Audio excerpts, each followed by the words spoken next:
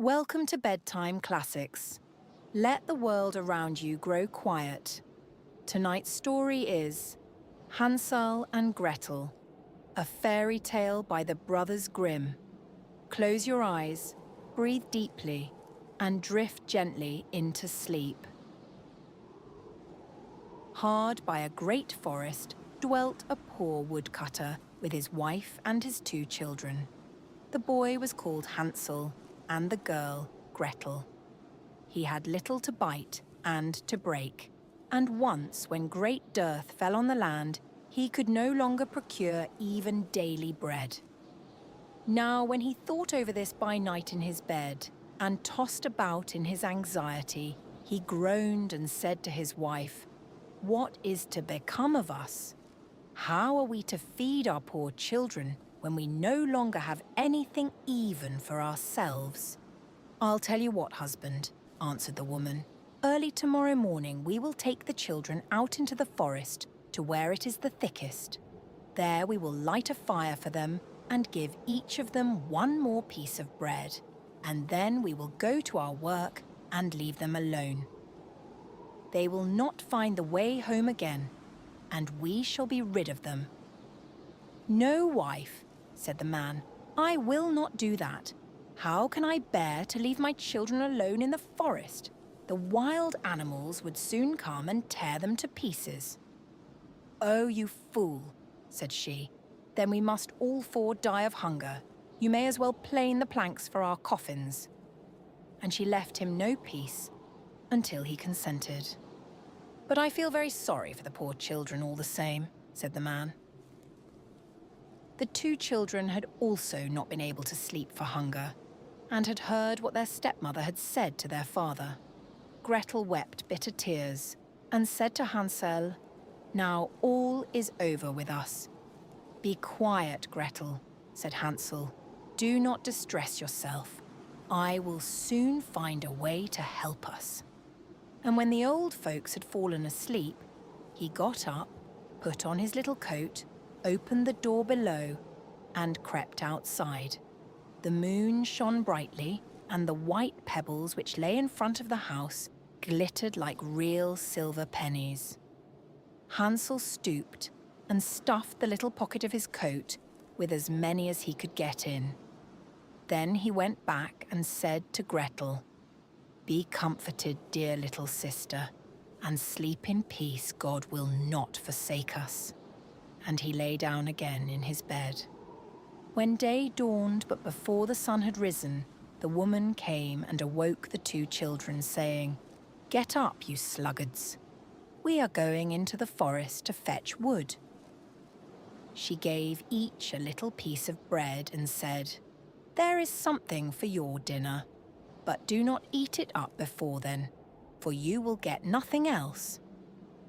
Gretel took the bread under her apron, as Hansel had the pebbles in his pocket. Then they all set out together on the way to the forest. When they had walked a short time, Hansel stood still and peeped back at the house, and did so again and again. His father said, "Hansel, what are you looking at there and staying behind for? Pay attention, and do not forget how to use your legs." "Ah, father," said Hansel, "I am looking at my little white cat, which is sitting up on the roof, and wants to say goodbye to me." The wife said, "Fool, that is not your little cat. That is the morning sun which is shining on the chimneys." Hansel, however, had not been looking back at the cat, but had been constantly throwing one of the white pebble stones out of his pocket on the road. When they had reached the middle of the forest, the father said, "Now, children, pile up some wood, and I will light a fire that you may not be cold." Hansel and Gretel gathered brushwood together, as high as a little hill. The brushwood was lighted, and when the flames were burning very high, the woman said, "Now, children, lay yourselves down by the fire and rest. We will go into the forest and cut some wood. When we have done, we will come back and fetch you away." Hansel and Gretel sat by the fire, and when noon came, each ate a little piece of bread. And as they heard the strokes of the wood axe, they believed that their father was near. It was not the axe, however, but a branch which he had fastened to a withered tree, which the wind was blowing backwards and forwards. And as they had been sitting such a long time, their eyes closed with fatigue, and they fell fast asleep. When at last they awoke, it was already dark night. Gretel began to cry and said, "How are we to get out of the forest now?"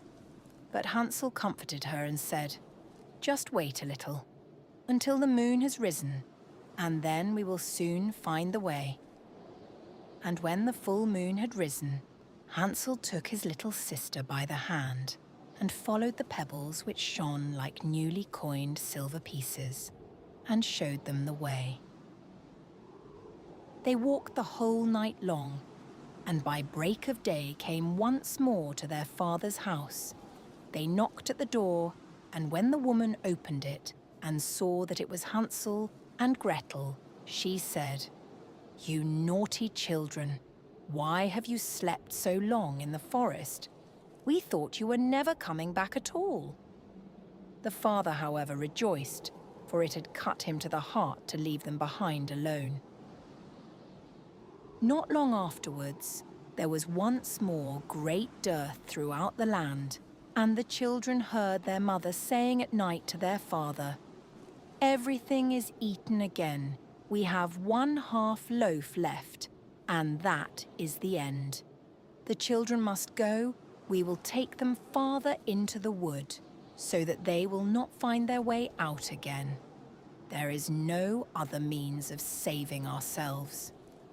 The man's heart was heavy, and he thought, "It would be better for you to share the last mouthful with your children." The woman, however, would listen to nothing that he had to say, but scolded and reproached him. He who says A must say B likewise, and as he had yielded the first time, he had to do so a second time also. The children, however, were still awake and had heard the conversation. When the old folks were asleep, Hansel again got up and wanted to go out and pick up pebbles as he had done before, but the woman had locked the door and Hansel could not get out. Nevertheless, he comforted his little sister and said, "Do not cry, Gretel. Go to sleep quietly. The good God will help us." Early in the morning came the woman and took the children out of their beds. Their piece of bread was given to them, but it was still smaller than the time before. On the way into the forest, Hansel crumbled his in his pocket and often stood still and threw a morsel on the ground. "Hansel, why do you stop and look round?" said the father, "and go on." "I am looking back at my little pigeon, which is sitting on the roof and wants to say goodbye to me," answered Hansel. "Fool," said the woman, "that is not your little pigeon. That is the morning sun that is shining on the chimney." Hansel, however, little by little, threw all the crumbs on the path. The woman led the children still deeper into the forest, where they had never in their lives been before. Then a great fire was again made, and the mother said, "Just sit there, you children, and when you are tired, you may sleep a little. We are going into the forest to cut wood, and in the evening, when we are done, we will come and fetch you away." When it was noon, Gretel shared her piece of bread with Hansel, who had scattered his by the way. Then they fell asleep, and evening passed, but no one came to the poor children. They did not awake until it was dark night, and Hansel comforted his little sister and said, "Just wait, Gretel, until the moon rises, and then we shall see the crumbs of bread which I have strewn about. They will show us our way home again." When the moon came, they set out, but they found no crumbs, for the many thousands of birds which fly about in the woods and fields had picked them all up, Hansel said to Gretel, "We shall soon find the way," but they did not find it. They walked the whole night, and all the next day too, from morning till evening, but they did not get out of the forest and were very hungry, for they had nothing to eat but 2 or 3 berries, which grew on the ground. And as they were so weary that their legs would carry them no longer, they lay down beneath a tree and fell asleep. It was now 3 mornings since they had left their father's house. They began to walk again, but they always came deeper into the forest, and if help did not come soon, they must die of hunger and weariness. When it was midday, they saw a beautiful snow-white bird sitting on a bough, which sang so delightfully that they stood still and listened to it. And when its song was over, it spread its wings and flew away before them, and they followed it until they reached a little house, on the roof of which it alighted. And when they approached the little house, they saw that it was built of bread and covered with cakes, but that the windows were of clear sugar.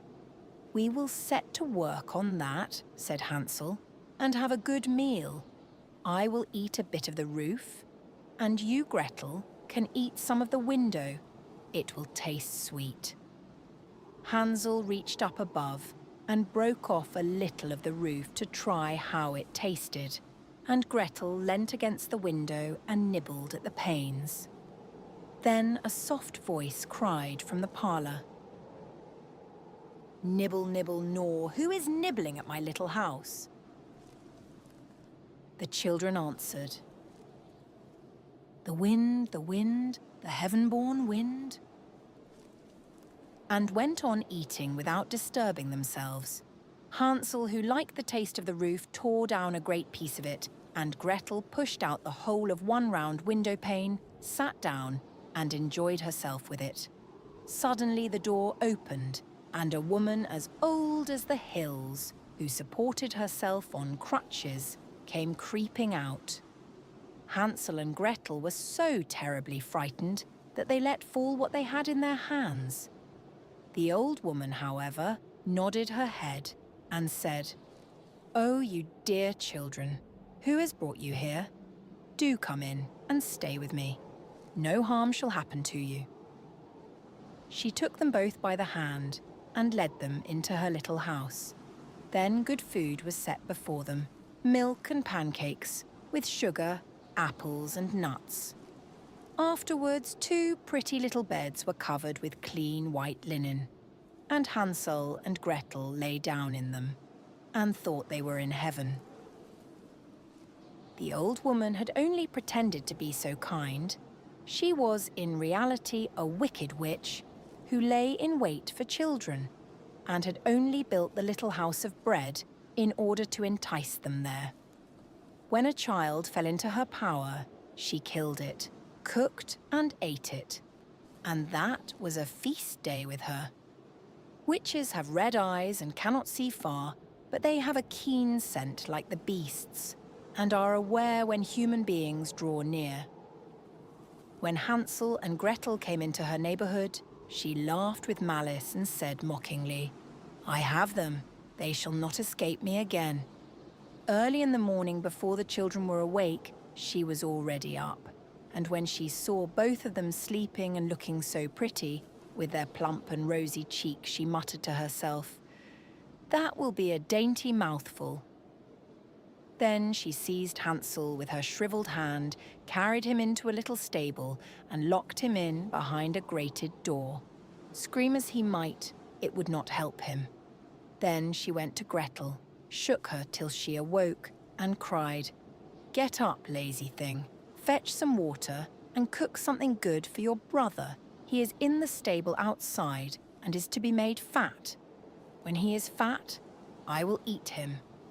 Gretel began to weep bitterly, but it was all in vain, for she was forced to do what the wicked witch commanded.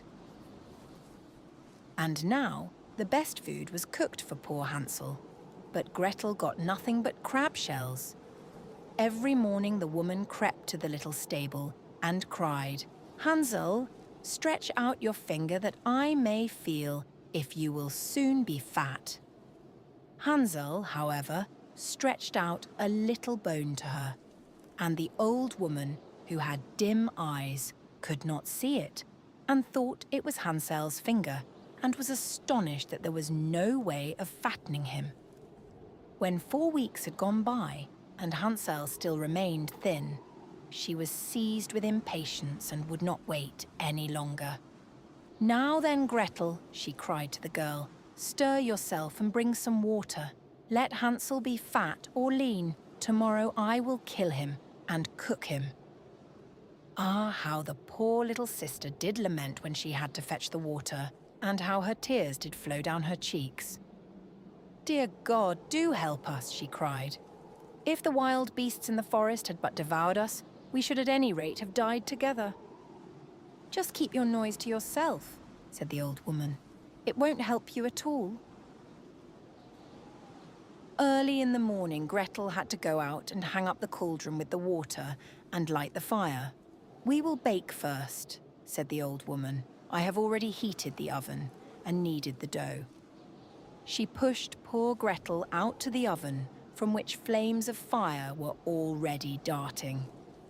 "Creep in," said the witch, "and see if it is properly heated, so that we can put the bread in." And once Gretel was inside, she intended to shut the oven and let her bake in it, and then she would eat her too. But Gretel saw what she had in mind and said, "I do not know how I am to do it. How do I get in?" "Silly goose," said the old woman. "The door is big enough. Just look, I can get in myself." And she crept up and thrust her head into the oven. Then Gretel gave her a push that drove her far into it, and shut the iron door and fastened the bolt. Oh, then she began to howl quite horribly, but Gretel ran away, and the godless witch was miserably burnt to death. Gretel, however, ran like lightning to Hansel, opened his little stable and cried, "Hansel, we are saved! The old witch is dead!" Then Hansel sprang like a bird from its cage when the door is opened. How they did rejoice and embrace each other and dance about and kiss each other. And as they had no longer any need to fear her, they went into the witch's house, and in every corner there stood chests full of pearls and jewels. "These are far better than pebbles," said Hansel, and thrust into his pockets whatever could be got in. And Gretel said, "I too will take something home with me," and filled her pinafore full. "But now we must be off," said Hansel, "that we may get out of the witch's forest." When they had walked for 2 hours, they came to a great stretch of water. "We cannot cross," said Hansel. "I see no footplank and no bridge." "And there is also no ferry," answered Gretel, "but a white duck is swimming there. If I ask her, she will help us over." Then she cried, little duck, dost thou see Hansel and Gretel are waiting for thee? There's never a plank or bridge in sight. Take us across on thy back so white." The duck came to them, and Hansel seated himself on its back and told his sister to sit by him. "No," replied Gretel, "that will be too heavy for the little duck. She shall take us across, one after the other." The good little duck did so, and when they were once safely across and had walked for a short time, the forest seemed to be more and more familiar to them, and at length they saw from afar their father's house. Then they began to run, rushed into the parlour, and threw themselves round their father's neck. The man had not known one happy hour since he had left the children in the forest. The woman, however, was dead. Gretel emptied her pinafore until pearls and precious stones ran about the room, and Hansel threw one handful after another out of his pocket to add to them. Then all anxiety was at an end, and they lived together in perfect happiness. My tale is done. There runs a mouse. Whosoever catches it may make himself a big fur cap out of it. That was Hansel and Gretel's sweet dreams.